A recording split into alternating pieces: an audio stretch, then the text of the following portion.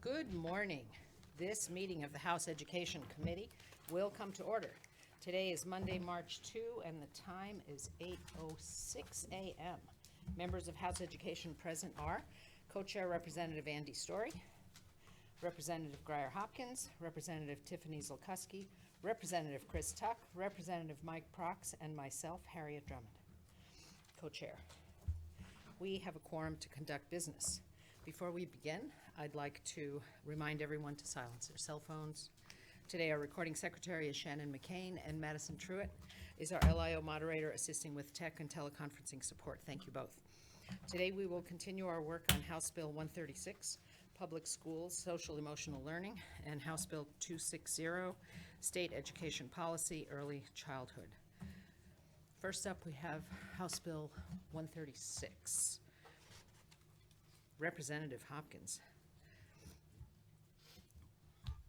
Please put your name and affiliation on the record and tell us some more about your bill. Thank you, Madam Chair. My name is Representative Grier Hopkins, House District 4, North Fairbanks. We had some pretty moving testimony last week about the efficiency and the importance of social and emotional learning in our classrooms from high school all the way down to kindergarten. And this is something, as I said before, that we are really hearing from our educators, from our school districts, and from school boards across the state that this is how important this is in terms of trying to improve not just outcomes in test scores, but outcomes in life success. And we have a substantial bill packet we'd be happy to go through if the chair of the committee would like it. Otherwise, I'm open to answering any questions.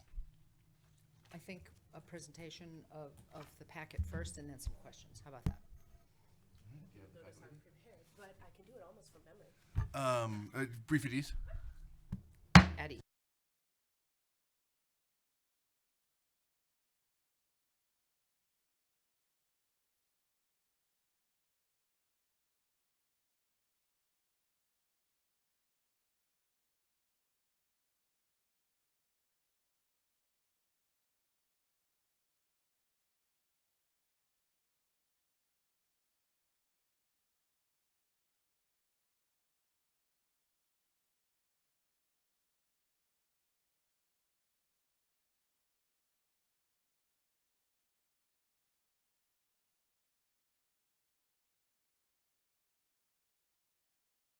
Back on the record with House Bill 136. Thank you, Madam Chair. As you can see, we don't have the brand new fiscal note yet.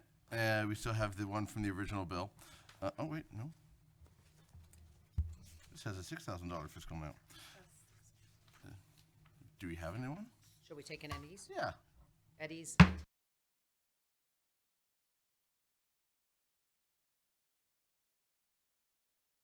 Back on the record.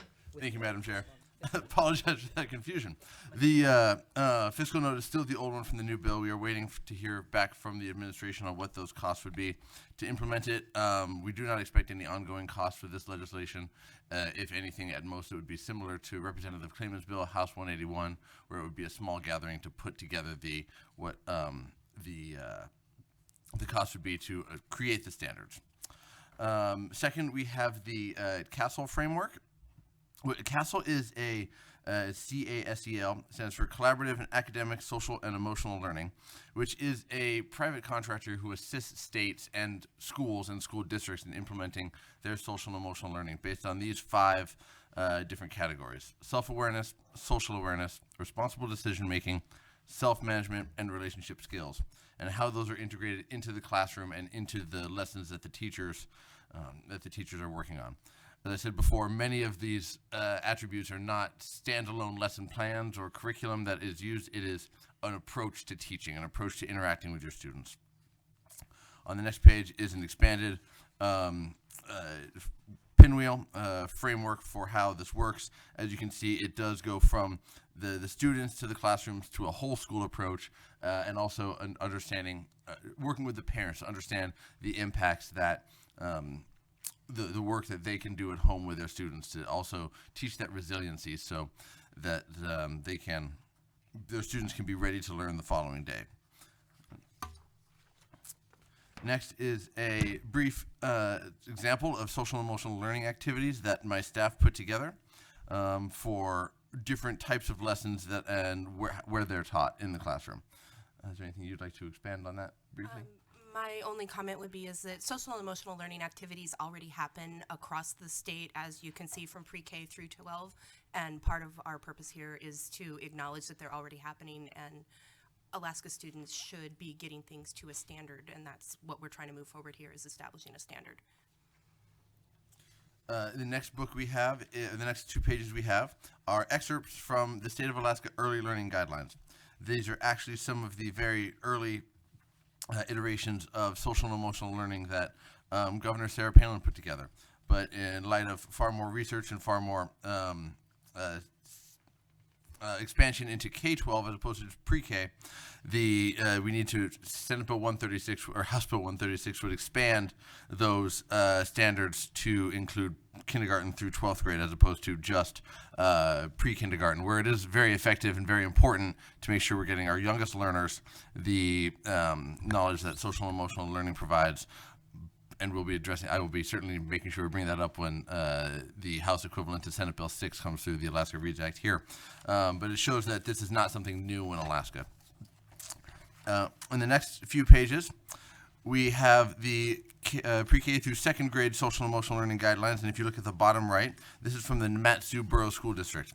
They've been doing a absolutely exemplary job in Mat-Su, already working on a lot of these standards within their classrooms. You can see if you flip through, it's a fair number of pages, but we wanted to give a very in-depth look at what these might look like at the school level. So while the state would create standards that something might say self-awareness, the ability to accurately, and I'm sorry, I'm on the 4th page of those Mat-Su school board standards for SEL. At the top of it, it might be through 3rd to 5th grade. In order to learn self-awareness, the student must have the ability to accurately recognize one's emotions and thoughts and their influence on behavior. This includes accurately assessing one's own strengths and limitations and possessing a well-grounded sense of confidence and optimism. And then from there, the school would be responsible for putting together how they would, what comes below that and how they would implement those standards themselves. So it certainly is a more bottom-up approach from the school districts themselves, understanding what's out there. There are several school districts that have already worked with that CASEL in the state, and some schools around the state that have worked with CASEL to implement a number of these within their school. Some up in Fairbanks as well that have seen great success. And I apologize, there was a number of those pages in there, but like I said, we wanted to show the in-depth aspects of it. Next, we have Meeting Alaska's Education Challenge, and then also another pinwheel. And this pinwheel here in the Alaska Education Challenge is the 3 biggest topics that came out of this statewide effort. The support responsible and reflective learners is key, but cultivate safety and well-being, as well as increase student success. It's all play into each other to create the most successful outcomes for our students that matches the the Department of Education's overall goals and missions. The cultivate safety and well-being on the bottom left is where the social and emotional learning standards apply. And if you delve into the Alaska Reads Act, you can find those specific outcomes and suggestions for implementing the social and emotional learning standards across the state as one of their concrete suggestions that came out of the Alaska Reads Act. So, or not the Alaska Reads Act, the Alaska Education Challenge. So you'll see that we are following in what has been recommended with education policy that Governor Dunleavy is putting forward and Governor Walker implemented as well. I hope that wasn't me. Next, we have Chapter from the Alaska's Education Challenge that addresses having, it's the social and emotional learning chapter that's demonstrating that we are, again, working with already established policy and standards. We're not really suggesting anything new. We're just saying that standards should be developed for something that it turns out we're already pretty much doing.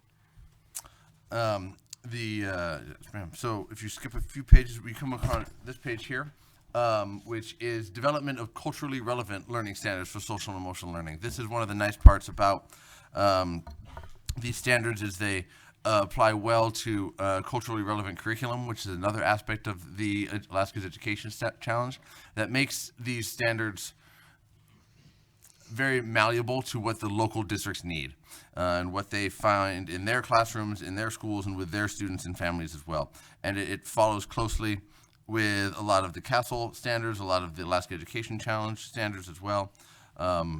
There's teaching practices. What does it look like in the classroom? There's support for the students and for the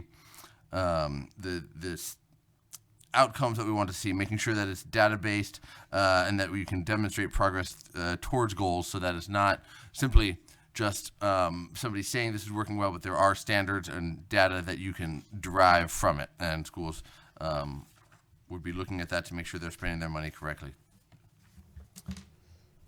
Last year in this education committee, we heard a fairly in-depth presentation from Mark Foster, who was hired by, at that time it was co-chair Senator Natasha von Imhoff, to create a study and look into what correlates and causes success in life. What are the scores in school, the skills in school that are developed by the teachers and by the students and through the curriculum that best demonstrate a successful outcome in life.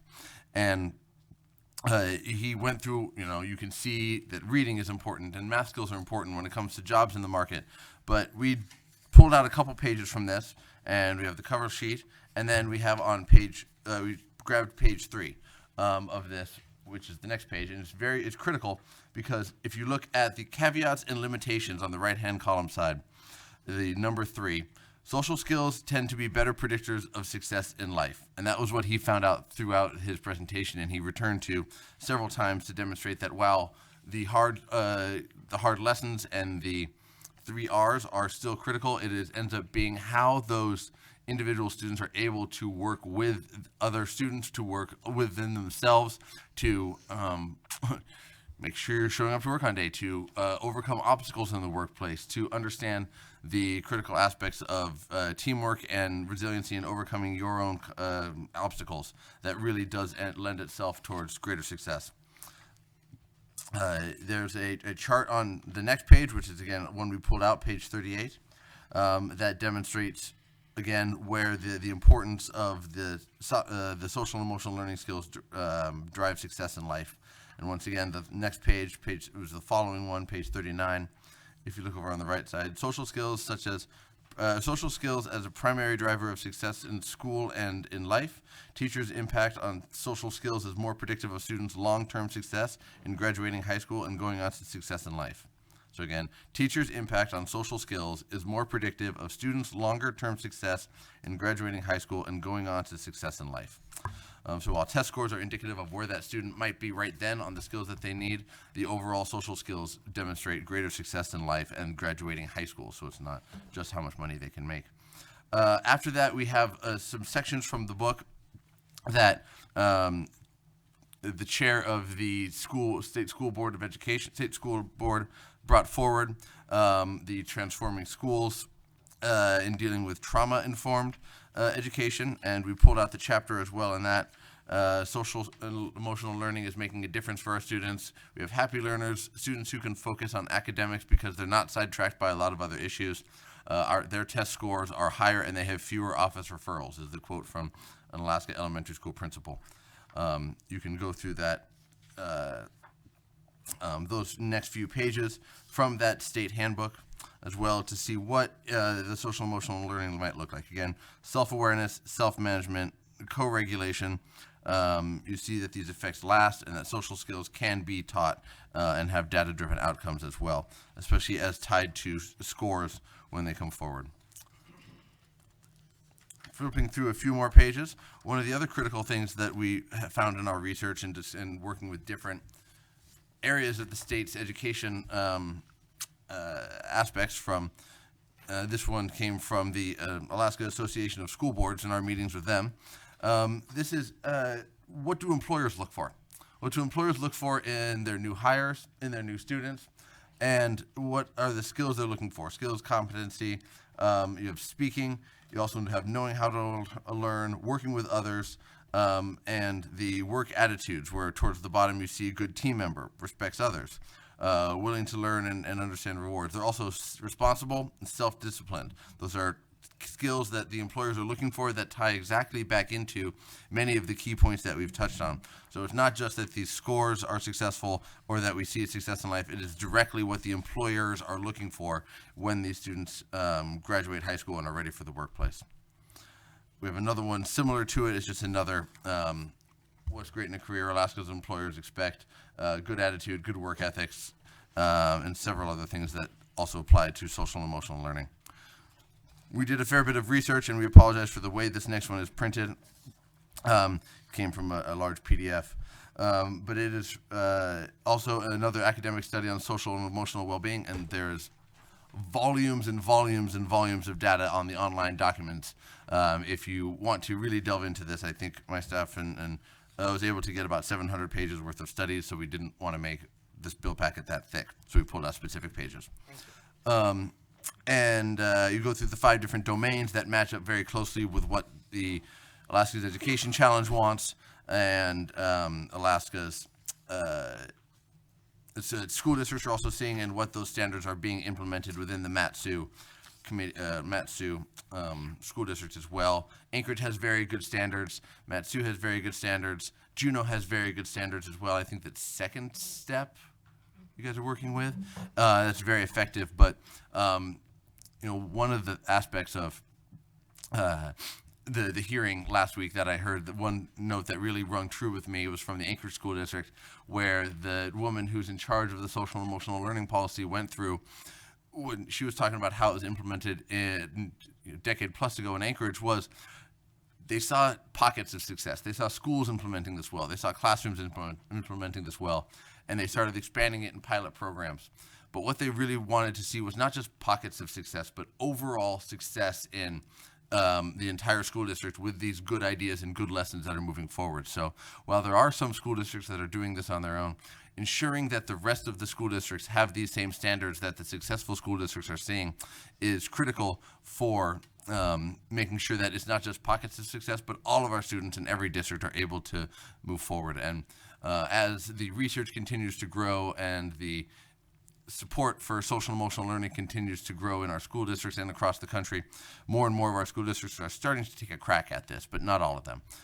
The Lower Kuskokwim School District is working on some very interesting standards right now that are still in development, so we haven't been able to get our hands on those yet, but they're working closely with a number of experienced practitioners to make sure that it works well and is culturally relevant as well. This next packet is another academic study and a few things pulled out from it from the Yale Center for Emotional Intelligence. And it's the important chapters where it talks about transforming students' lives with social and emotional learning. Those following pages, it goes through examples of what some social and emotional learning programs are to give us a good idea of what we're actually talking about here. Promoting alternative thinking strategies as paths is one developed example of a program. Responsive classroom approach, the reading, writing, respect, and resolution program, the 4 R's. I'm glad they spelled writing with an R. When I say 3 R's, that makes sense too. The ruler approach is anchored in the achievement model of emotional literacy. And finally, the summary and conclusion to that study that we highlighted. As this chapter demonstrates, keeping social and emotional learning separate from academics is a disservice to educators, students, and families. The time has come to ensure that all children and adults develop skills to maximize their full potential academically, socially, and emotionally. And then, as I said, my staff went through volumes of this work and some of the very good quotes that we were able to pull out that really demonstrated the importance of this. On the final page, but right before that, the Alaska Staff Development Network put together a large training for educators from across the state last summer, and had hundreds of teachers from across the state come to start getting some of this professional development for social and emotional learning that they want to get in their classrooms. So all learning is social and emotional, while social and emotional learning is most familiar as compartmentalized programs separate from academics. The truth is, all learning is social and emotional. Credible teachers, those who establish trust, demonstrate competence, and are passionate, much like the 2 that were here last week, influence students in powerful ways. What teachers say, the value they express, the materials and activities they choose, and the skills they prioritize all influence how students think, see themselves, and interact with content and with others. Children's social and emotional development is too important to be an add-on or afterthought, too important to be left to chance. So social and emotional learning can be integrated into everyday content instruction, no matter what subject or grade level you teach. And finally, my favorite quote, if a child cannot read, we teach him to read. If a child does not know how to do a math problem, we teach that child how to do math problems. If a child does not know how to behave, we punish him. It is definitely food for thought and a strong argument for restorative practices in social and emotional learning. And that's our extensive bill packet. Thank you, Representative Hopkins. Any questions for the sponsor? Representative Prox? Thank you, Madam Chair. First question, I guess, would be time consideration. Do we have a lot of public testimony lined up? How much time should? I only have one person on the line. I did have one. Yes, I just have one on the line. So go ahead. You're free to question. Okay, as this is a complicated issue. As I read through the bill, it appears to me that this is the first time we are setting a standard within, what is it, the last AS 1407-165.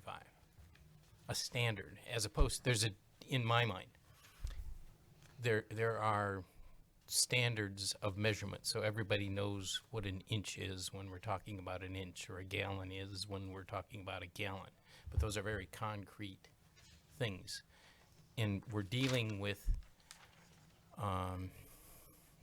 your presentation, all good ideas. I don't disagree with any of the ideas that you mentioned, but to make a standard for that is extremely difficult.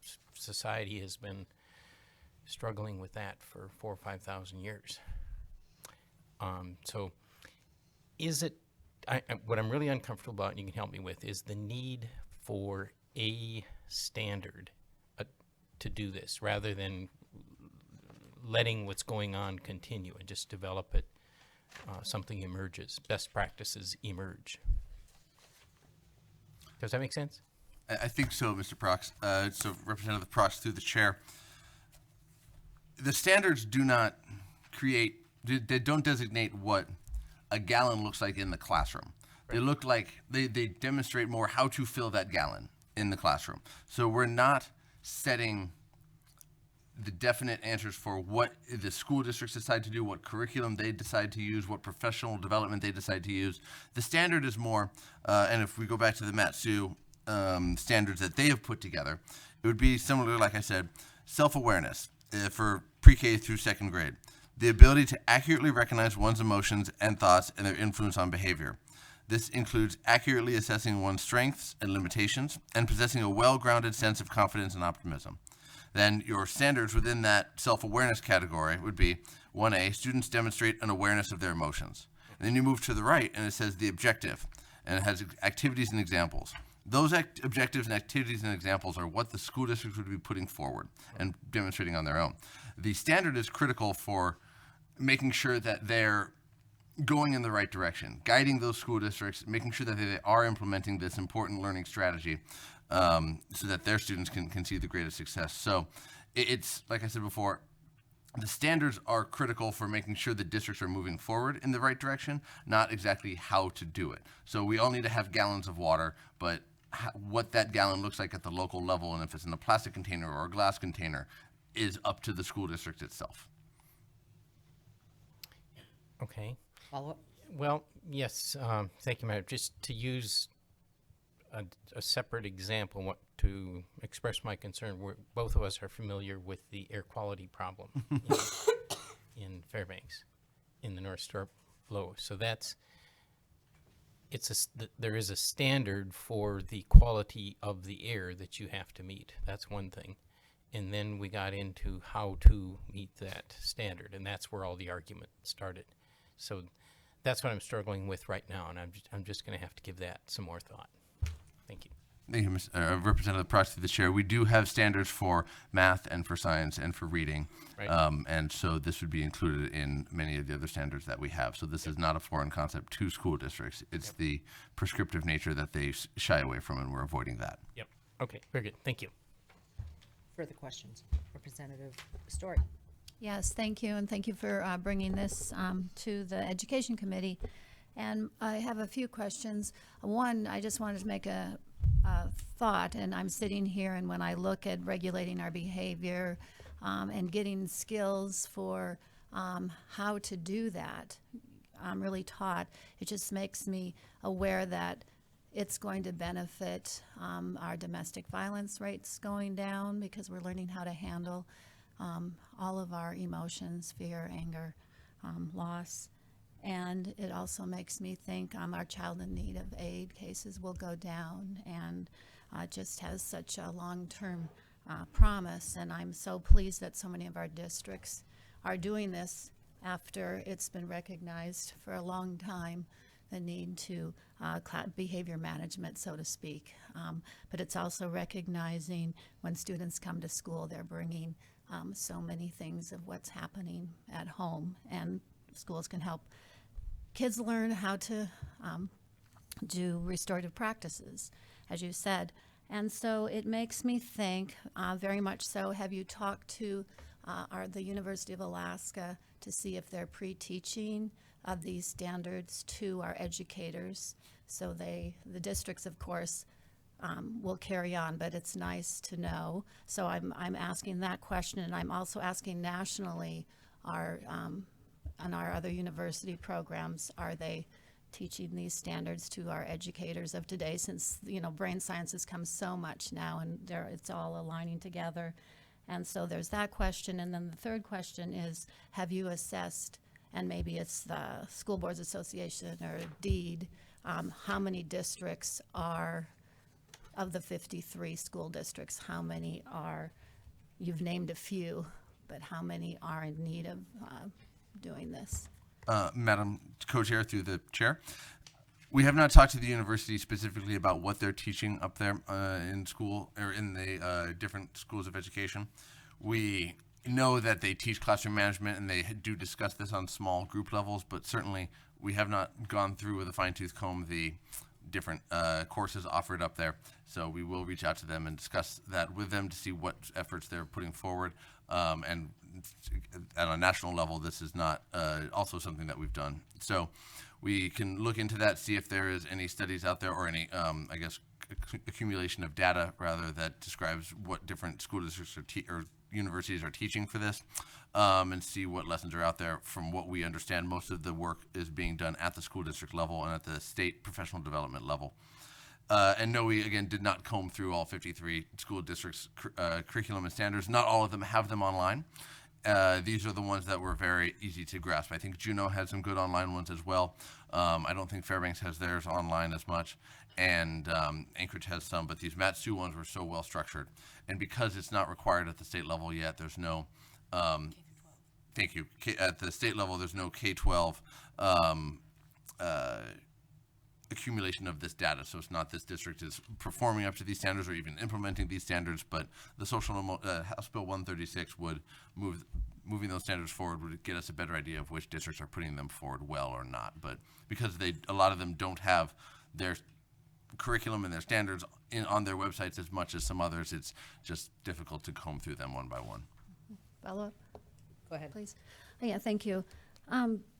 And I guess what I'm saying is, to me, it would just be more, has DEED, how many have them, and of course are working on them, because if we say we should do standards, which I believe we should, how much of a workload is it for districts? And by the state board developing comprehensive standards, it's less, but we still know districts will have to do professional development for their teachers, and many of them are now, and it seems that resources are very important for making this thing happen. And I know you have a small fiscal note for this, but like other fiscal notes, once it gets into practice in the schools, I know they're spending money on this, and it takes resources to give training to our teachers.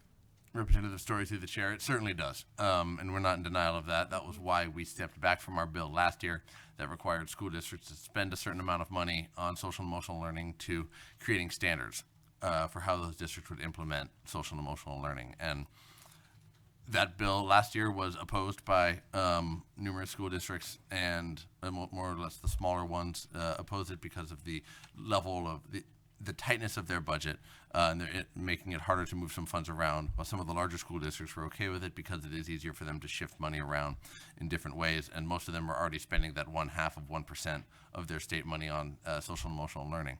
But smaller districts didn't have that ability, so sometimes a counselor can quickly add up, a few counselors can quickly add up to well over 1/2%.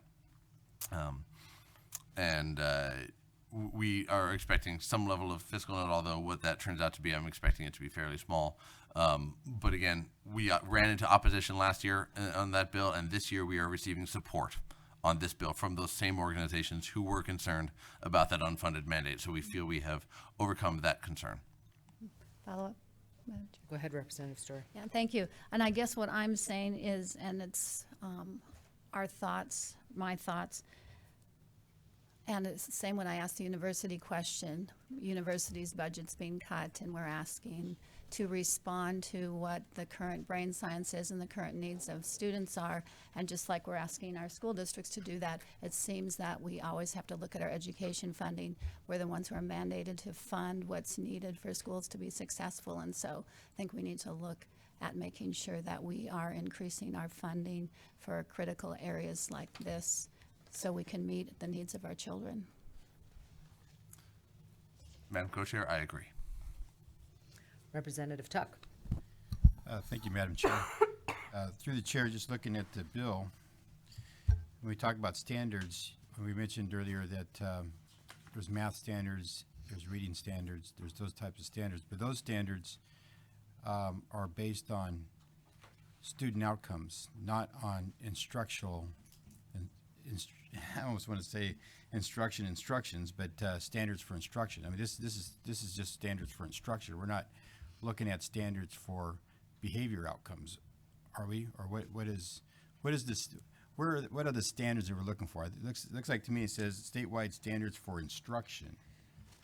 So it's how to implement, not the standards that we're going to be testing to for student outcomes. Am I correct on that? Representative Tuck through the chair, to a certain extent, yes. If you, again, go to the Mat-Su standards and the way that they've put together their social and emotional learning, the block at the top, so I'll just start at the beginning, it's the pre-K through second grade, and self-awareness, the ability to accurately recognize one's emotions and thoughts and influence their behavior. This includes accurately assessing one's strengths and limitations and possessing a well-grounded sense of confidence and optimism. That's your standard. That's your goal that the state would say, this is your standard for pre-K through second grade under the self-awareness category. That is what they want to see their students coming out with, so it would be the equivalent of being able to understand a multiplication table. Can you grasp a multiplication table and see how it works? In this case, are you able to accurately recognize your emotions and thoughts and their influence on behavior? Okay, if I may, Madam Chair. Go ahead, Representative Tuck. I'm just not reading that in the bill. I see statewide standards for instruction. So how, that to me, instruction is different than statewide standards in social emotional learning. When you throw in instruction in there, to me, this is something that, sure, the Mat-Su is doing, but the Mat-Su is looking in this one right here as outcomes for, and correct me if I'm wrong, but what you just read to me sounds like that they their objectives is to see these things from their students. The way I read the bill, this is the things that we want to see from our instructors. So I don't know if there's a difference there. To me, there's a difference. And then as Representative Prox was showing, that this is the first, this section right here, we have regulations to implement, regulations requiring. We don't put anywhere in this for standards for reading or standards for mathematics or all those other types of standards. So I almost think that we should just leave it to I don't know. I just wonder if this is the right place for this. If we just shouldn't just adopt regulations for instruction in social emotional learning, rather than using the term standards. Because when you go standards, I'm kind of having a hard time with that. Also, I think what we want, I think we all have the same goal. We want to make sure that there's some sort of framework for social emotional learning in all of our schools. We want to make sure that there's in my mind, instruction standards. But if we want to have some sort of outcomes from our students, then that's actually a different type of standards, which I think is Mat-Su is trying to do. And from what I'm hearing, the Lower Kuskokwim is trying to set up their standards as well, making sure it's culturally relevant. And so if we do something statewide as far as what outcomes we want to see for all students, I think it takes away a little bit of the individuality of each 53 school districts that we have. And I've always argued that the reason why we have those 53 different school districts is to allow them to have their own autonomy and making sure for their area that things are culturally relevant, whether it's social emotional learning or whatever education that they want to focus on, even when it comes to career and technical education. I think that we need to allow that flexibility. We don't want to say that all students should be learning how to do heavy equipment repair when really they may want to be focusing on snow machine repair or small engine repair. So I really appreciate the intent. I'm just wondering that I almost think that what we should do in this piece of legislation, as I read this, and that's why I like this, is we're basically setting the standards for instructions, not standards on what we want to see outcome. That way, the individual districts can come up and see what they want for outcomes. And then I guess my last question, if I may, Madam Chair, is this a requirement for school districts, or this is just there available for them if they so adopt, some sort of social emotional learning program for their district? Representative Tuck through the chair. I'll go ahead and answer the second one first because that's more fresh in my mind. This would be a mandatory requirement. This would be required standards that they would have to adopt, yes. If I may, Madam Chair, that each district would have to adopt, or that the board will have to adopt? That to me is a difference. Representative Tuck through the chair. The way it's written now, the board would have to adopt those standards, and then that would trickle down to the school districts to have to utilize those standards in their school district. So it would be mandatory for them to utilize these standards for instruction that the school district, that the board would be adopting and putting together. Does that? Well, yeah, if I may, Madam Chair. So, sorry, Representative Chuck. The answer is yes, they would be mandatory. The way the bill is written right now, we'd be at the pleasure of the committee if that's not what we want to see going forward. Because in line 7 of the bill, which is existing statutes, we have the board shall adopt statewide goals and require each governing body to do this. If it just said the board shall adopt statewide goals, and rather than require, recommend, but down here we're saying statewide standards for instruction. We may want to just say, if that's the goal, is to require every school district to have that, is the board shall adopt statewide standards requiring instruction in social emotional learning. So to me, it seems like it's still an optional thing. We're just requiring the board to take action. We might want to put in something here that requires others to take action as well. I'm just fleshing this out a little bit more, that's all. Representative Stuck through the chair. We will reach out to the Board of Education and Department to see how that language is interpreted by them, to see what they see going forward. And we followed the lead of LegLegal to understand where would be the best place to put this language in there. So we'll follow back around to them and be ready to explain that further to the committee next time we're here. Okay, thank you very much. Appreciate Certainly. And the other question. Additional, did. Oh, is it instruction? did I think it was Representative Representative Tuck through the chair. I believe your question was similar to what we just discussed. How does this, is the instruction critical, or is it the outcomes that we're trying to develop here? And my goal with the intent of the bill when I was drafting it was certainly the outcomes for the students being the top priority. Is what are they learning and how are they learning it? And so that was the intent of the bill. We'll circle back, same sort of question. We'll circle back to the Department of Education and the board and see if this is what they read as well when we're moving forward with this bill. Okay, thank you very much. Appreciate it. Thank you, Representative Chalk. Representative Johnson, go ahead. Madam Chair. I too still don't, I mean, I'm not sure if you want to clarify how you want to, are going to, you know, how you want to state that, because, and maybe you will after you talk to Department of Education, because it's still confused, and I asked this question last time we heard the bill, as far as whether it was for the teachers or for whether it was students. I mean, eventually outcomes is what we want on everything, right? I mean, as an outcome based, doesn't matter what you're teaching, that's what you want to have. But in my research, it looks to me like most states don't have a requirement. There's many states that encourage it, encourage social and emotional learning, and encourage different school districts to adopt curriculum and so on. And I'm thinking maybe that's where we should go, is we should make it optional, get it going, and see what we can figure out for the outcomes. Because right now we don't even, doesn't seem to me like, are we going to hold people back if their outcome for the emotional and social and emotional learning isn't a high enough standard? I mean, those are a lot of questions that we haven't had a chance to really chew on very much. Anyway, thank you, Madam Chair.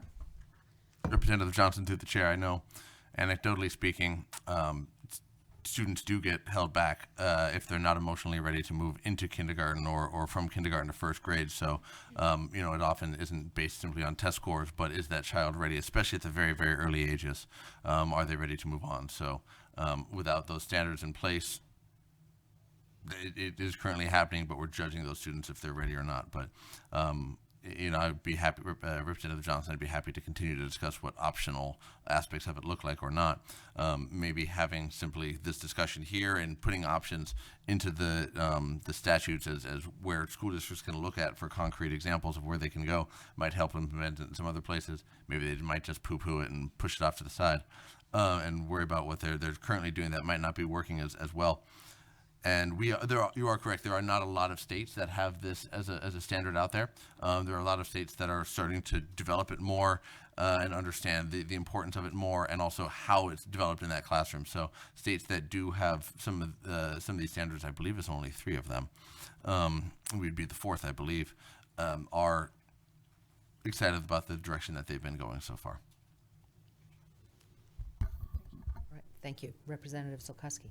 Thank you, Madam Chair, since I'm one of the last to bite the apple. Representative Hopkins, I was proud to sign on to this bill as a co-sponsor last week. I think that we heard some really incredible testimony from the teachers that came before the committee during its initial hearing. And I think the perspective was well received about the different age-appropriate levels for students, whether they're in kindergarten or first grade or they're seniors in high school. One thing, as we, I guess this is more of a thought and maybe some fodder for conversation with the department when you kind of flesh out some of the questions that have been asked today. I pause a bit when we start talking about measurements and outcomes when we're talking about children or we're talking about students. I think that as we've heard in this committee over and over, the commissioner has said that it's difficult to distill down measurement of students down to whether it's one test score or one standard or one requirement. And so anytime there's, anytime we're trying to dig out quantifiable data about Alaska students, I think it becomes slightly problematic. And so I guess my thought as you continue conversations with the department is, how can we strengthen, to Representative Tuck's points about the particular language used within the draft that was provided by LegLegal? How do we address the need for social and emotional learning standards using the most appropriate framework and lens of how to apply that in the classroom? So not really looking at driving metrics and outcomes and data that's likely difficult to find in young humans, and really how can we establish a framework and a lens by which school districts and school districts are empowered to incorporate social emotional learning standards within their classrooms. I think one of the most poignant things that was said by Miss Tebow last week was social emotional learning is not an extra thing, it's a part of the whole. And so as you kind of re-engage in your conversations with the department, I think, at least from my perspective, what would be most helpful is making sure that this language in the draft legislation mirrors that. We're trying to create a lens through which our educators across Alaska are approaching their work and not really adding extra burden on top of their workload. Representative Zolkowski, through the chair, certainly that was that is the goal of how I understand social emotional learning to be implemented as well. So we'll get some specifics on that as well. Privilege of the chair. It sounds to me like a lot of districts are already using social and emotional learning every day in their schools, and some are not. Have you done any analysis of how many districts are and how many are not? Representative Chair Drummond, we have not gone through a fine-toothed comb of what they have. As I was mentioning earlier, it's very difficult to find the standards and the curriculums that most of the districts in the state use. They're not as available online as Juneau's or Matsu's or Anchorage's. So we're not able to do it. We were not able to do a definite assessment of all of them, because a lot of them also don't have it in their school districts, but they see it in individual schools or in individual classrooms even. So you see those pockets of success, again, those pockets of bright spots that really demonstrate the effectiveness of this approach, but you want to see it more statewide. You want to see it more across the board, and that's why House Bill 136 hopefully implements statewide standards, because we don't know exactly what's happening at every level, and it's almost impossible to find out if a district doesn't have it, how much is it happening in their schools or in their classes. You do know that districts sometimes can implement the CHAMPS program that one of the other teachers was talking about, or Anchorage, I believe, was talking about. It's an acronym that I don't remember. And it's a series of posters that you put on the wall to follow students through a behavioral situation. And so some districts are moving forward with that, but how much is it implemented is a big question. Some are actively spending more money on trying to find more social workers and more counselors to give those students the support they need, to teach them outside of the classroom in a setting that's more one-on-one or more supportive, to get some of those skills that this bill would move forward. So this is being implemented in such a variety of different ways. We can certainly reach out to more school districts and see if they have examples of what they're doing, but it would not be a standardized effort or even necessarily a best practices approach moving forward. All right, any further questions at this time? We do have the new fiscal note. Oh, okay. If my staff would hand it out. Okay, let's quick at ease.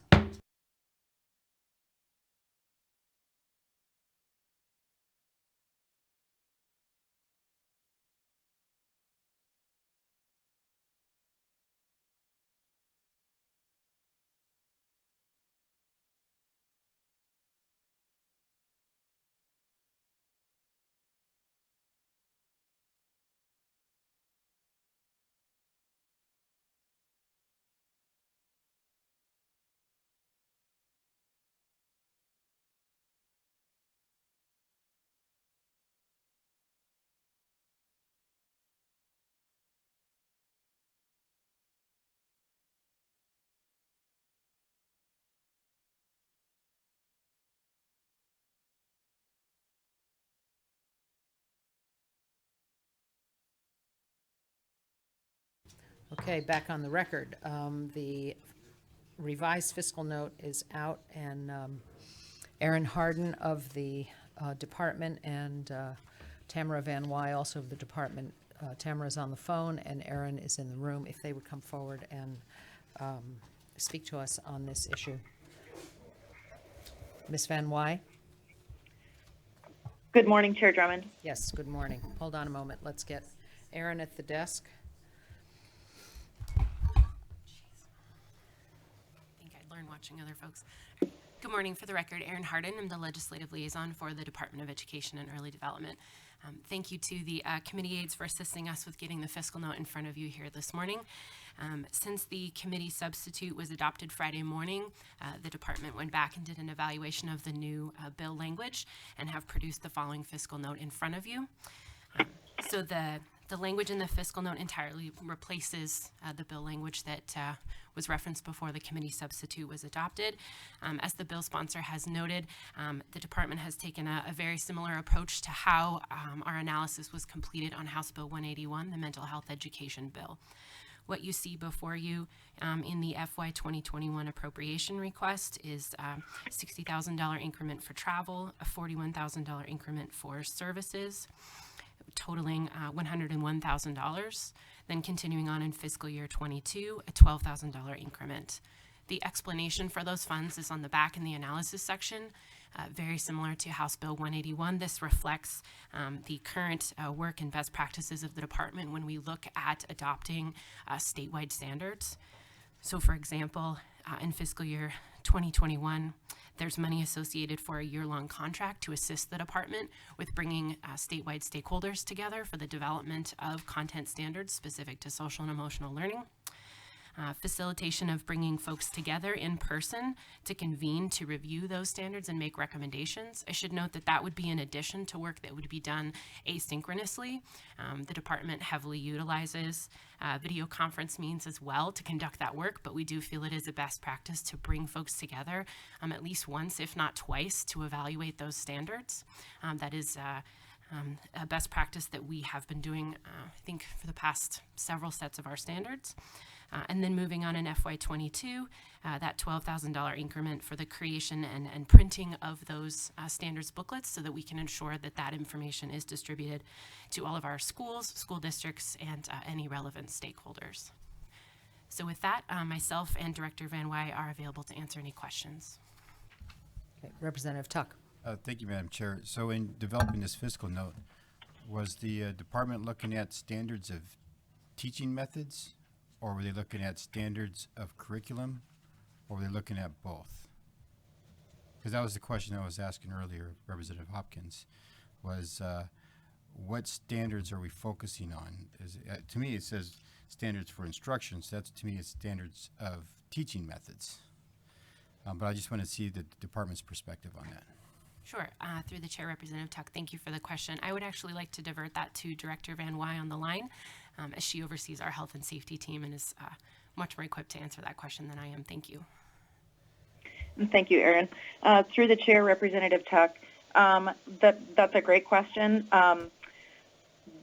The standards, so the way we put the fiscal note together was really just addressing the development of a set of standards in general.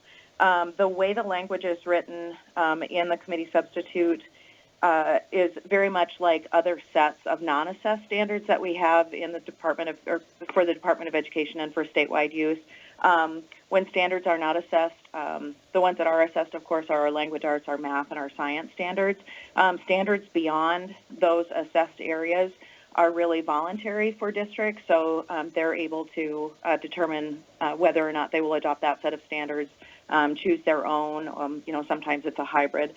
And then related to the question about, if these are standards for students or for teachers, that's a really important question, very relevant, especially to social emotional learning, because as you heard from testimony last week, when the teachers said, it's not something on top of what they do, it's part of what they do. That's the important part of social and emotional learning work, is that it's not necessarily something that can be measured. There are things that a student might do that can be measured, but it really is what the teacher is doing. It's in the instruction. It's in the way teachers are interacting with students, the way they manage their classrooms, the way students understand they're expected to behave and participate and grow as individuals as well as learners. So social emotional learning is difficult to quantify because it really is, the changes in behavior for a student are based on what a teacher is actually doing in the classroom. Okay, thank you very much, Madam Chair, and thank you for the answer. Thank you. Any further questions for the presenters? Representative Zulkowski and then Representative Story. Thank you, Madam Chair. I'm not sure if this is a good question for Director Van Wy or Ms. Harden. Can you talk a little bit about, I guess I'd like to get some perspective on the department's internal structure with regard to the creation of curriculum? I guess I'll start there. Through the chair, and for the record, this is Tamara Van Wy, Division Director. There's a difference between standards and curriculum. So a set of standards, those are expectations. It's what a student is expected to learn. It's what we want them to know. Curriculum is related to, it pulls the standards in, and then it determines what materials will be used, and oftentimes might include some of the instructional strategies as well. But curriculum is really focusing on the materials that we're using to teach students the standards.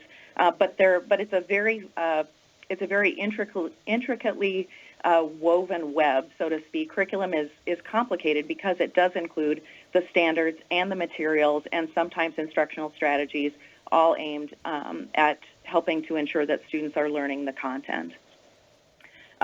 What the state level does at the department, we create the standards.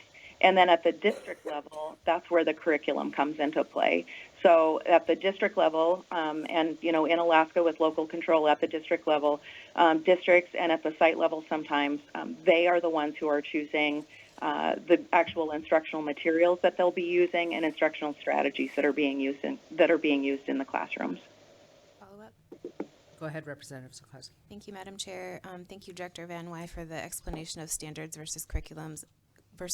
I think we've been using that term interchangeably between the discussion of this bill and HB 181. Can you talk then about the internal capacity to develop standards within the Department of Education and Early Development? What type of staffing and additional annual resources does the department receive to establish Alaska's learning standards?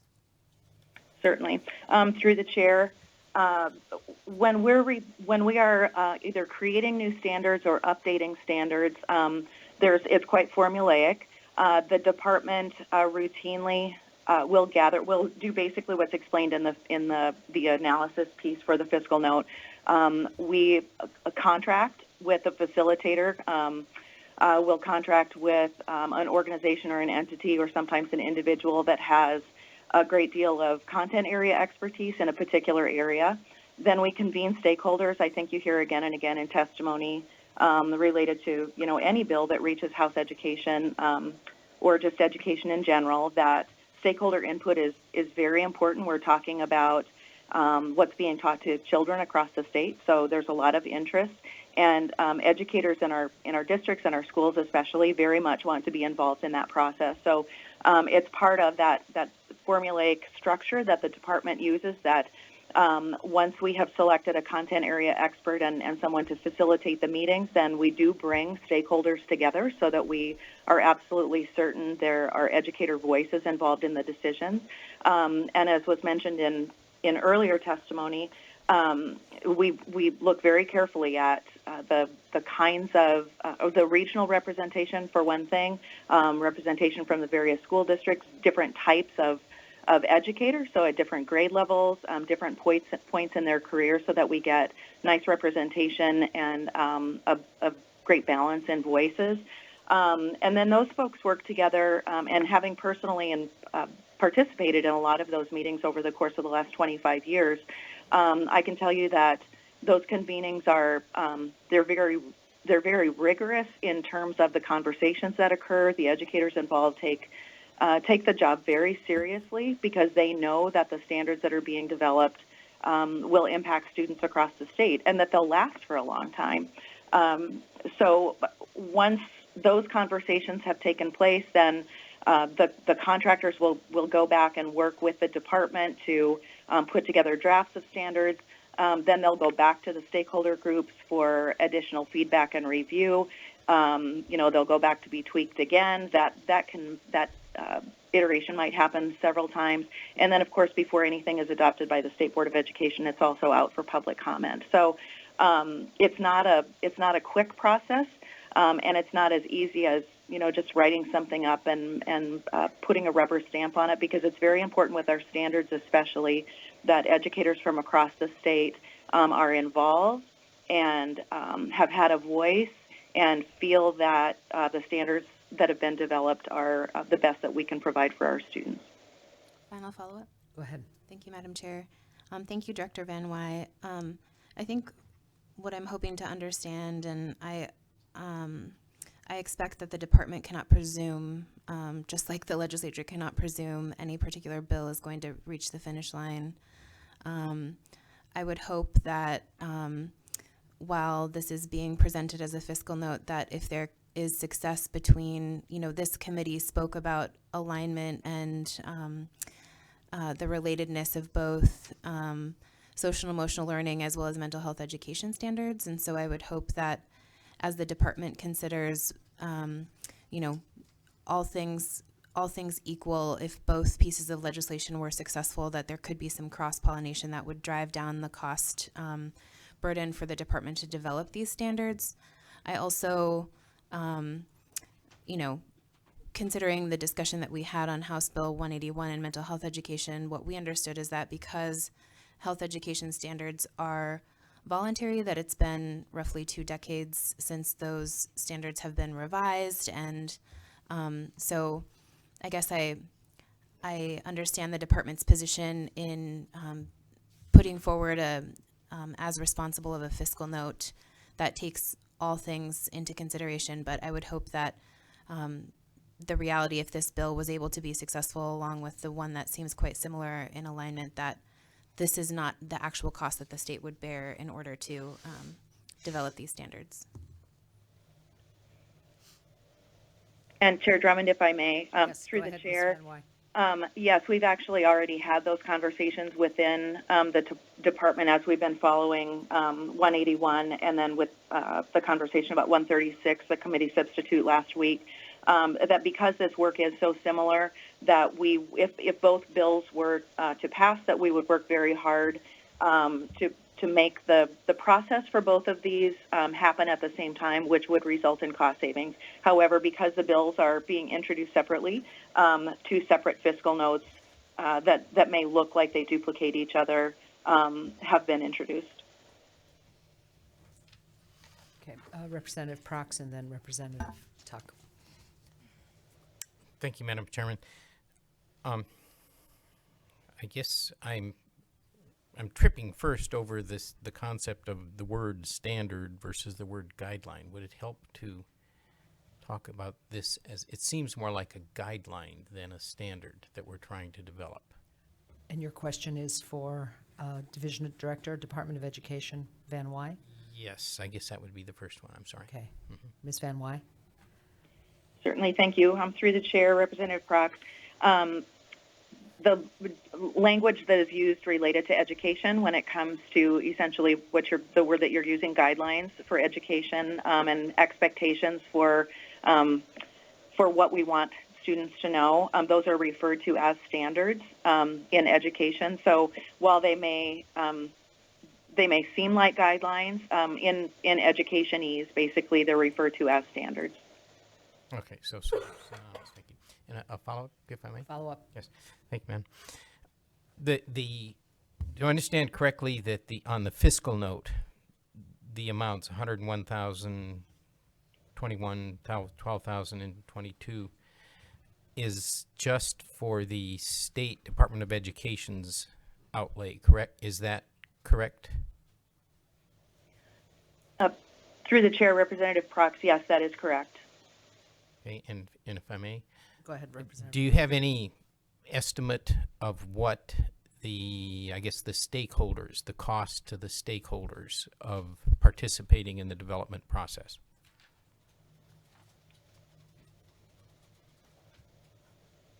Do you mean, I'm sorry, through the chair, Representative Prox, do you mean at the district level, the work that the districts would do? Yes, I guess so, that they would have to do some work internally putting their thoughts together, and then they'd probably send somebody somewhere or listen to a teleconference or do something, but it's going to cost them something. And I'm wondering, give or take, how much? Through the chair, Representative Prox, I'm sorry, I couldn't even give you an estimate on that. You know, the work that surrounds implementation at the district and school level really varies across the state. So I couldn't even begin to guess at you know, what the fiscal implications would be at the district and school level for actual implementation of this particular set of standards. Okay. Okay, I'm going to take a quick at ease.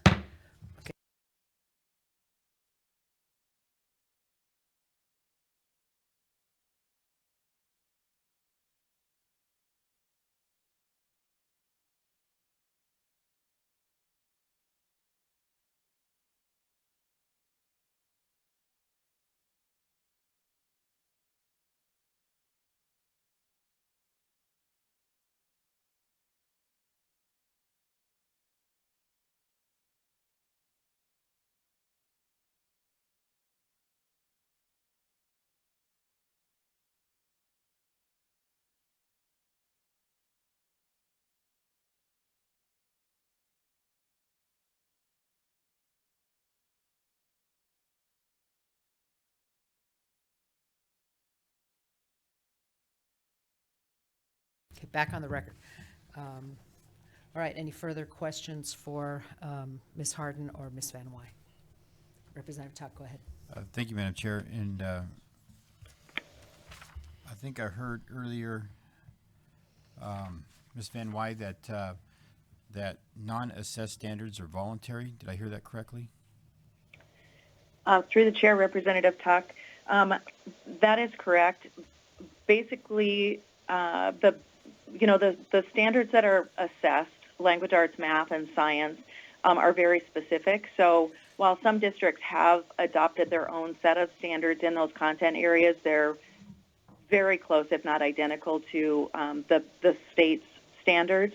The other standards, all of the areas that are non-assessed, those are essentially voluntary. So a district may choose to base their standards on those that have been developed by the state. They might, completely develop their own or do a hybrid of the two. Okay, and if I may, through the chair, Madam Chair, thank you. The way that this piece of legislation is written, will this be a non-assessed standard? Our interpretation of the bill, based on the way the committee substitute is presented, is that these would be like other non-assessed standards. Okay, all right, thank you, Madam Chair. Thank you, Representative Tuck. Representative Story? Yes, thank you. My question has to do with statewide standards for instruction in social emotional learning, much as Representative Tuck has been trying to differentiate between. So a lot of the curriculum that we were shown was actually curriculum in our packet today. I'm trying to get to the point about who teaches the instructors. What are the standards to be teaching the instructors to deliver on social emotional learning? And I am wondering if the department works regularly with the University of Alaska in finding out what they are asking of the university to deliver in their behavior management programs. It seems like social emotional learning is so much about behavior management and how it is looking today, and the understanding educators have to do a good job in creating the climate, and for it to being, as everyone has said, not a new thing, but it's a part of what they do. So I'm wondering how much Director Van Wy, the DEED, works with the university, and are you aware of what is in their pre-teaching programs now for behavior management, and if social emotional learning is part of that? Through the chair, Representative Story, the university does not routinely, we don't approve the university's coursework. We do know that social emotional learning is it's a very popular topic in education. It's very significant just in conversations about education across the country. So I feel quite confident that the university includes social emotional learning as a topic area, probably within their classroom management courses. Although that I couldn't answer definitively. That would be a question for the university. Perhaps we could, at some point, hear from the university about this, since it seems to be really important. And then my question back to the bill and how the language is written. When it says statewide standards for instruction in social emotional learning, you are interpreting that instruction to be not what to, these standards are just for outline what should be delivered in the classroom, not for the instructors. Through the chair, Representative Story, that's a difficult question for me to answer. As you've heard in testimony today, there are a few states that have social emotional learning standards at the state level, and we have a number of districts across Alaska that have developed their own SEL standards or guidelines. But really what, social emotional learning hinges on what an educator does in the classroom. It's the way a teacher supports students and supports learning in the classroom. So while the language in the committee substitute refers to statewide, the way we interpret the language is that it refers to standards that would be similar to our statewide standards for students. Because we do have a separate set of standards for educators, and those professional standards are not addressed in this committee substitute. The way we interpret the bill, we're talking about statewide standards for students. Follow up? Follow up. So should the bill strike instruction and have statewide standards in social emotional learning versus for instruction?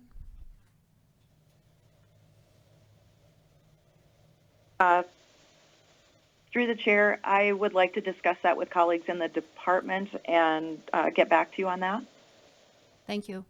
Thank you, Ms. Van Wy. All right, any further questions for these two ladies? Okay, seeing none, we will now continue with public testimony. On the phone with us from Anchorage is David Neese. Good morning, Mr. Neese. Are you still on the line with us? Yes, I am. Thank Yes. you for getting Good to morning. me. Put your name and members affiliation on the record, and you have 3 minutes for Sure. testimony. Thank you, sir. My name is David Neese, former teacher in the Anchorage School District for 28 years, education researcher, Alaska Policy Forum for Ken, member of the House Sustainable Education Task Force. I really am appreciative of the fact that the unfunded mandate portion of the bill has been removed. However, you do need to be aware that in places where they do have strong social emotional learning, Austin and Chicago are two good examples. Austin cited in Cattle is they cost somewhere between $20 and $50 per student to have the administrative support and staff training in place. So this is, even if it's just a standard or a set of instructions that you want to go with, there is going to be a cost to school districts, and they are going to have to choose if they want to divert their limited funds over to social emotional learning. Interestingly, Anchorage has been doing social emotional learning about as long as Milwaukee, somewhere between 25 and 30 years. And neither of those two school districts have ever had any research published on the effectiveness of social emotional learning. 700 some odd studies out there, 0 of them with data from the Anchorage School District or Milwaukee. Part of what's missing in this would be that there is no research done by the university or the Department of Education on is this actually working. I think it is a very positive thing. Mr. Foster in his report didn't actually address social emotional learning. He talked about effective teachers doing a good job and getting the students to connect up. The Education Challenge, pretty much the same thing. Once you have an effective teacher doing the best practices. So what we're talking in here is a best practice. And on the current language of the bill, that word instruction is indeed problematic. You have a set of standards already in place in the state of Alaska called Skills for a Healthy Life. It's one of the optional standards. And probably social emotional learning probably belongs in that set of standards, and that probably would be the best place for it to reside in the law. But as a education committee, you need to take a good look at if you're going to have standards out there and you are going to expect teachers to teach social emotional learning, do you need to look at the teacher certificates and make sure that they have been trained, much like the reading element, in how to effectively deliver this? So very good conversation today. I think the bill still got a little awkwardness to it in the word instruction. I would probably put in there that move it to the standards of a healthy lifestyle and let the Department of Education work on it. So local school boards would, again, have local options on whether or not they want to fully implement it, partially implement it, and then you need to build a research component in there somewhere down the line where they report back that, hey, we've been doing this for 10 years, this is what we're seeing. Okay, thank you, that's all I Mr. have. Neese. Thank you, Mr. Neese. Appreciate your testimony this morning. In the room, I have Natalie Toner. Ms. Toner? Yes. Thank you. Put your name and affiliation on the record and proceed with your testimony. Good morning, Natalie Jones of Homer, Alaska. Okay. I'm an itinerant school counselor in the Southern Kenai Peninsula Borough School District. I serve 5 schools, well, weekly, Nanwalek, Port Graham, Soldovia, Nicolaivis, Susan B. English, Chapman, and Homer Flex. So that's 6, and there's only 5 days in the week. So I wanted to start this message with one of gratitude. Thank you for considering this and thoughtfully looking at the wording. It sounds like you heard some very strong public testimony in the past in regards to this. I just want to keep carrying that story on as you're looking at this expectation. Because I serve so many different schools and I have so many incredibly social emotionally intelligent educators that I work with that are bringing this into the classroom, there are also those that just haven't acquired the skill set yet.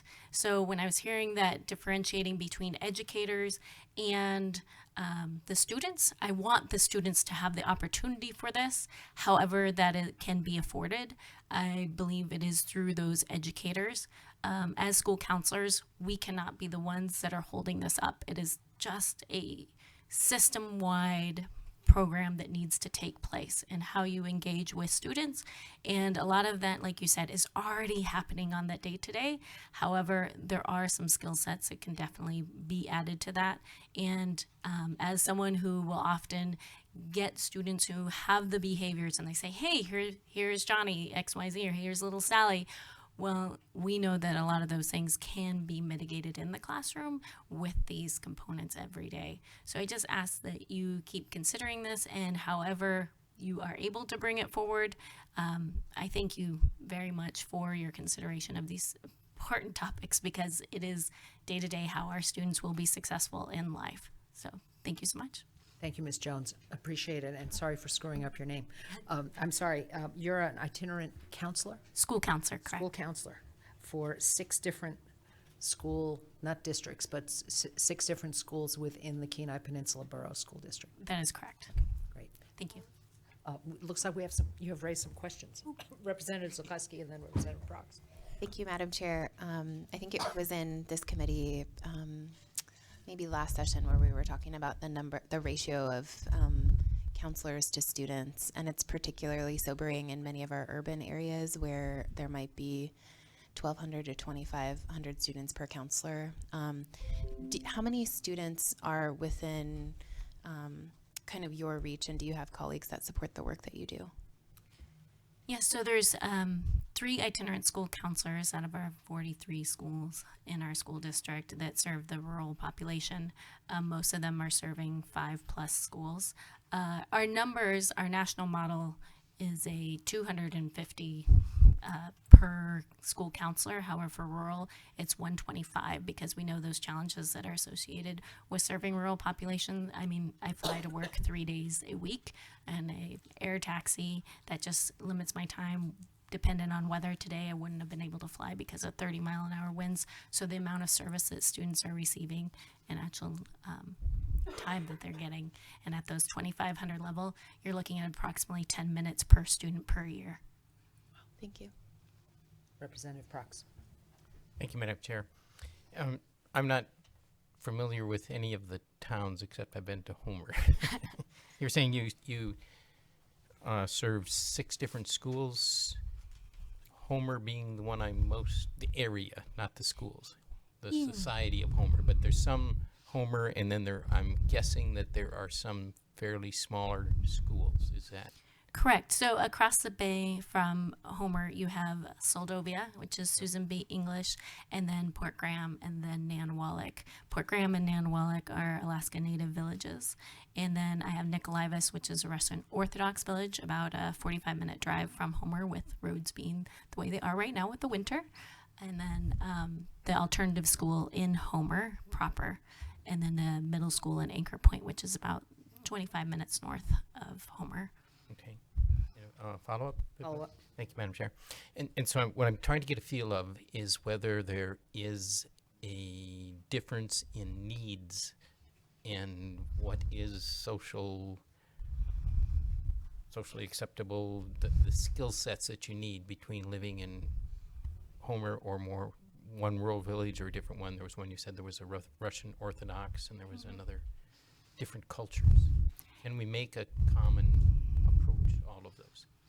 Well, I love what I heard earlier, that the curriculum must vary. I believe that it needs to come from a multicultural lens, and that for each community to be able to establish what that will look like for them, I think there is a general set of, being present with a student, building those relationships that is common ground for all educators. However, what that would look like, having the schools have their own autonomy to be able to put that place, but having that expectation, I believe, is very important. As we know, we can't have our students meet an expectation if they don't know what that is, just as our educators would need that as well. Thank you. Thank you. Thank you. Thank you for coming in today and for being here. And unfortunately, your students don't get the benefit of you, but we have the benefit of you. Thank you very much, Ms. Jones. Appreciate it. All right, I have Herman Morgan on the phone. Mr. Morgan, are you with us? Good morning, Madam Chair. Yes, sir. Go ahead. Put your name and affiliation on the record, and you have 3 minutes. Okay, my name is Herman Morgan from Aniak, Alaska. I'm calling as a grandparent and a recent graduate of my son. And I think you guys are focusing on the wrong things. When you have the public testimony, you're merely hearing from bureaucrats who benefit financially from it, and yet that's one of the biggest items on the budget, education. And we're spending more per capita per student. We have hundreds of, maybe even thousands of bureaucrats making $200,000, $300,000 a year. Mr. Morgan, I'm going to need to interrupt you. The testimony is on House Bill 136 on social and emotional learning. I'm saying instead of teaching If you wish to comment on the budget, that would be to the Finance Committee. Thank you, sir. Well, I'm saying you should focus on different things than this. Focus on math and science and math, and focus on things that matter for kids' education. Instead of the social engineering, because it's sad having the lowest test scores in the nation. If you do that, and things are doing, then you wouldn't need much counselors. And it's sad when they take away our permanent fund for kids' trade school. You're focusing kind of on the wrong things. Go back to the things that really teach our kids how to get a job. And that's what you need to focus on instead of the social engineering. There's too much social engineering. I'm sorry if I kind of straight off subject, but people, they're saying take away their permanent fund to pay for this big budget, and this is part of it. And kids need that. They're putting away for college, and they wouldn't need social. They wouldn't need be worried about their future because they'll have money put away for college. Anyway, those are my comments, and it's sad that they even say, a think tank say that Dermot Cole, they say that it's because we're native, because we're low test scores. That's not true. It's offensive, and you should be offended, Tiffany. And you guys need to focus on things that matter, that really matter, and cut the budget, get their money's worth. Okay, those are my comments. Okay, thank you, Mr. Morgan.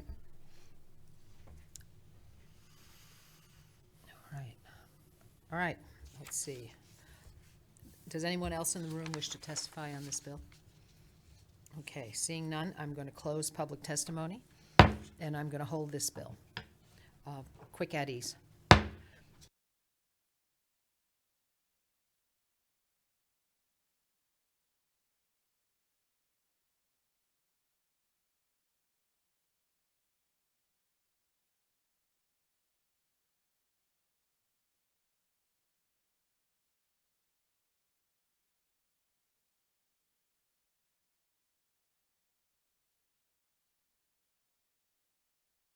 Okay, back on the record. We're going to take up House Bill 260 once again, state education policy on early childhood. If the sponsor of the bill or her staff would like to come forward and present additional information on the bill.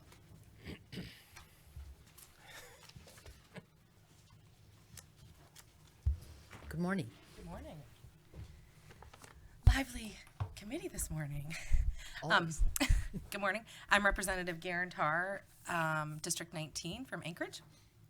I'm Carla Hart, staff to Representative Tarr. Madam Chair, I don't have additional information for you this morning unless there are committee questions from anyone.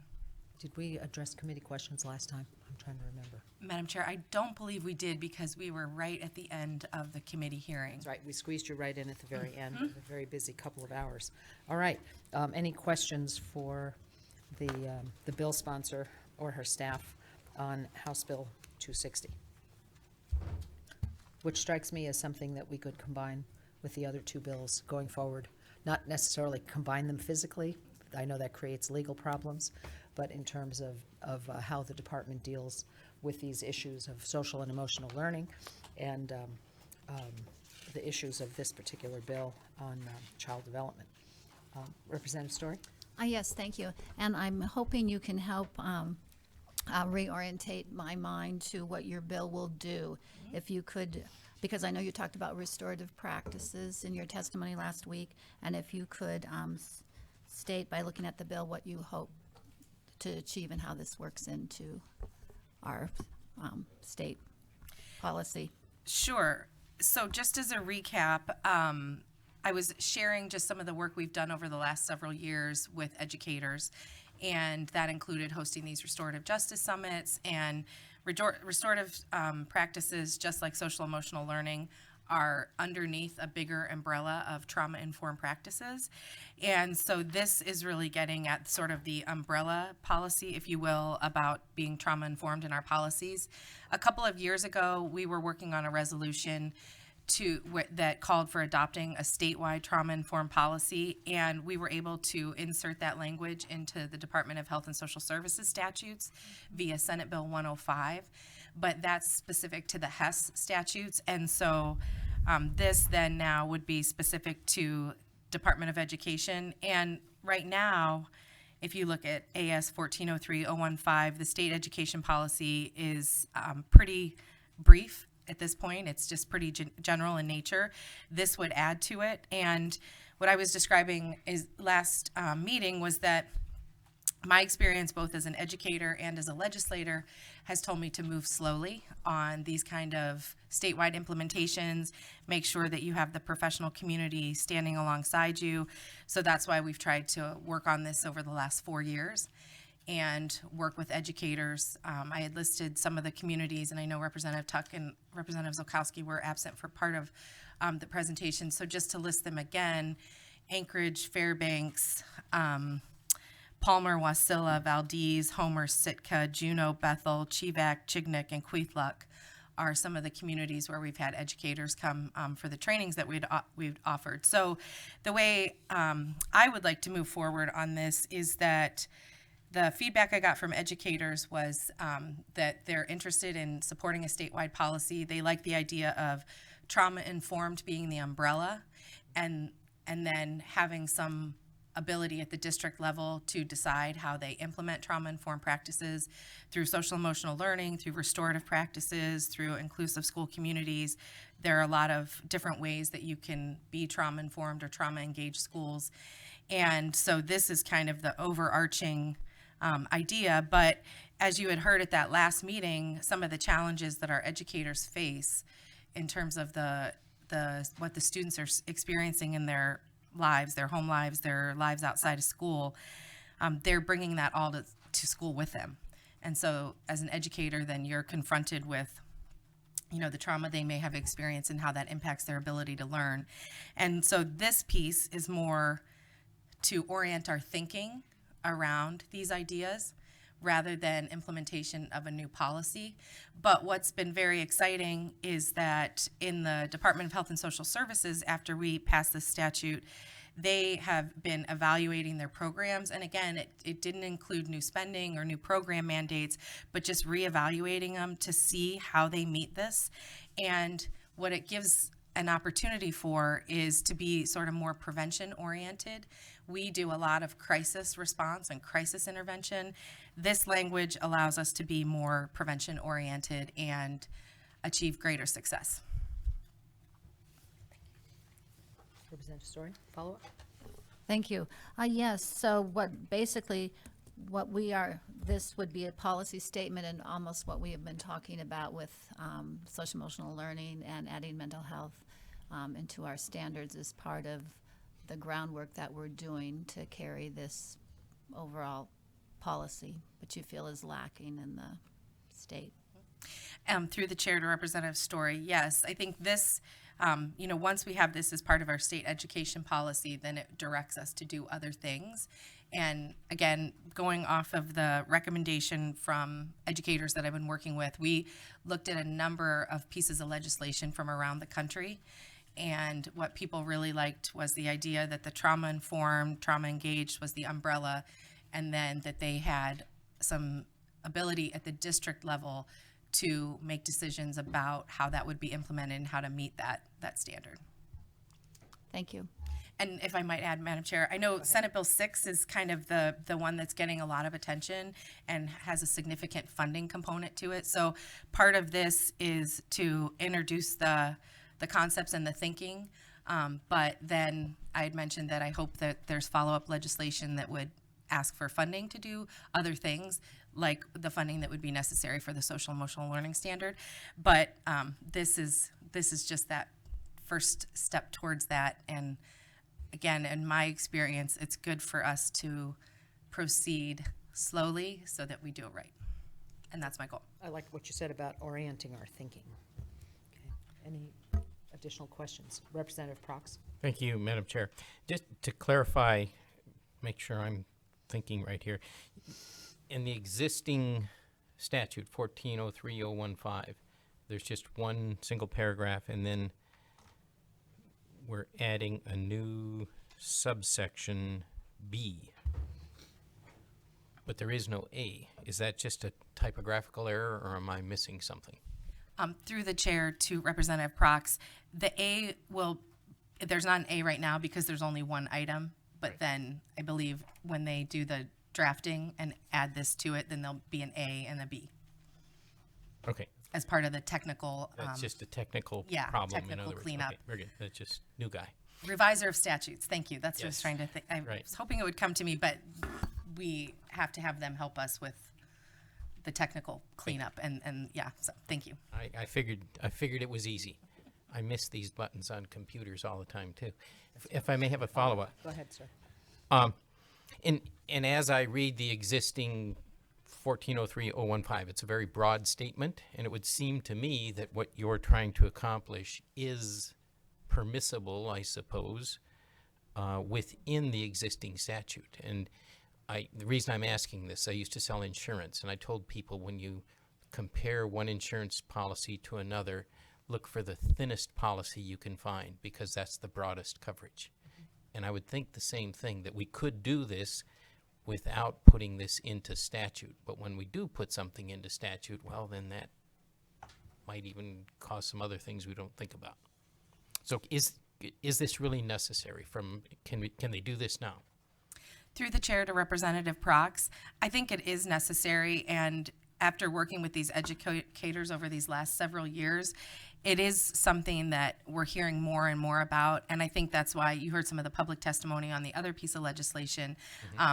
There is a recognition that teachers, again, are just being in fact, all educators, the administrators and everyone at the school are being confronted by the issues that the students bring with them to school every day. And I don't think at this time that our policy actually is sort of reflective of a more modern situation of what we see in 2020 with our students. And I think it is actually necessary to be a bit more specific about that, to orient us to meeting those needs. And I've talked to educators myself. I've been teaching over 20 years, but I've talked to educators with much more experience than I. And there's just, and you hear about it every day. I mean, there's just a lot that has changed in terms of what family life looks like, what student life looks like, and this, I think, is a recognition of what students need in 2020 in our education system to really be successful, and how we ensure that some students don't get left behind. Okay, thank you. Thank you, Representative Parks. Any further questions? All right, seeing none, I think we have a couple of people for public testimony. Thank you very much.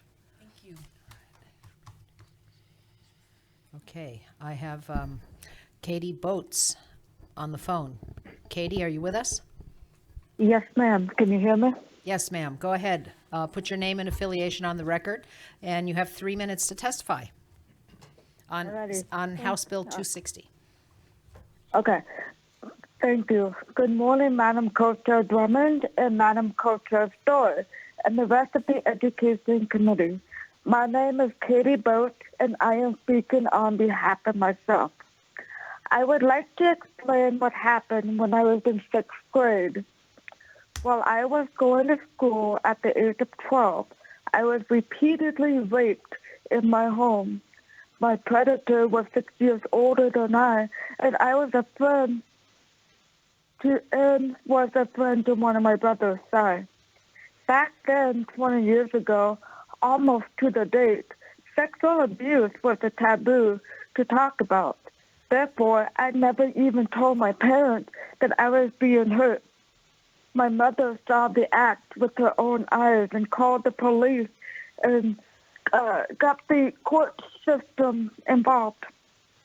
Whenever I wasn't in court testifying or in Anchorage with my mother for the rape kit, I went to school every day. Education was too important, and I didn't want the stigmatism that was going on. Because I was a second class to my peers to begin with, it was easy to hide my emotions until in the spring when my first grandparent passed away. I pretty much hid my emotion in a box. My 6th grade math science teacher saw that I wasn't asking help as I normally do, and I asked what was going on one day. All that I was allowed to do was to talk about the loss of my grandmother, not the abuse. I told her that my grandmother and I, we were so close, even though I was raised in Kodiak, Alaska, and she lived in central Minnesota, that other people even asked if she raised me. I told her how we had similar hobbies, such as hummingbirds and different games, and that it was just too of a coincidence that we were this close.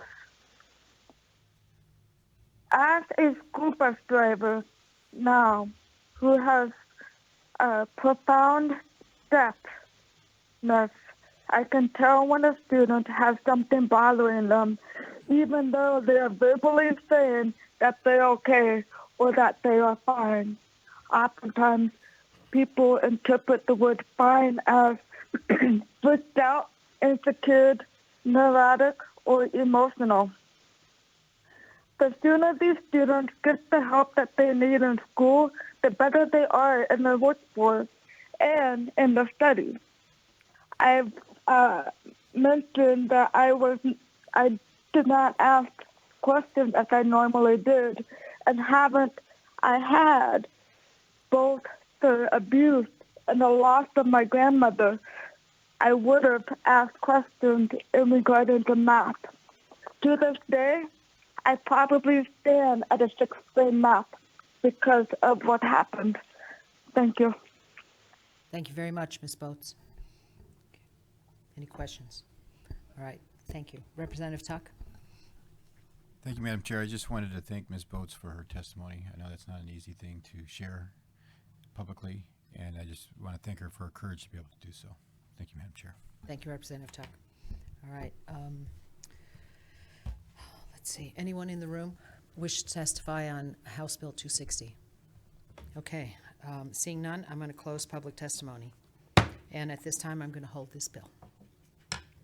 Our next meeting will be Wednesday, March 4th at 8 a.m., where we will continue our work on House Bill 236, Increase Base Student Allocation. And with that, we are adjourned at 9:46 a.m.